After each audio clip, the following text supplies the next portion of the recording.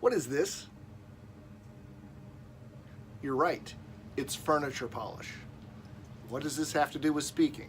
Well, many years ago when I first started in Toastmasters and I joined out of desperation to save my job, I became convinced that effective speaking had to do with looking good. I mean, the hair had to be perfect, the suit had to be perfectly straight and pressed, shoes had to be shined like a mirror, and most importantly, I had to memorize my speeches. I was convinced that was the key to stand out speaking. And that's what I did for years. And at the time, anytime I would give my talks, my presentations, and people would come up to me and say, Michael, you're so polished up there, I felt good. I'm like, yeah, that's right. I'm on my way. But then something happened. About 7 years into my speaking experience, I walked into a meeting one day and the organizer walked up to me out of desperation and said, could you please help? None of our speakers showed up today. My first reaction was, don't look at me. I'm not prepared. But this woman, her name was Beth, she was so committed to our group and she wanted to help so much, I couldn't let her down. So despite my better judgment, I said, yes, I'll speak today. I walked up to the front of the room when it was my time, gave a 5-minute talk, sat down, and my first thought was, well, that was the worst thing I've ever done.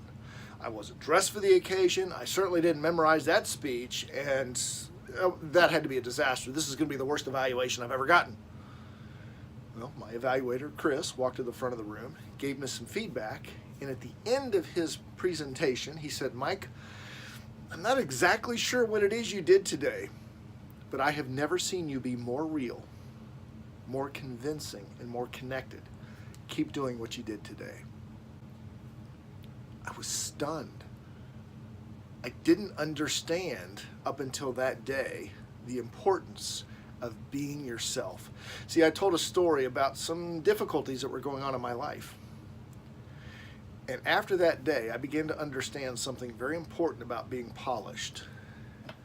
When you're polished, when you shine something with polish, here's an important fact. Nothing sticks to it, right? Polish off a table, no dust sticks to it for a while. Well, guess what? When you're a polished speaker, your message does not stick.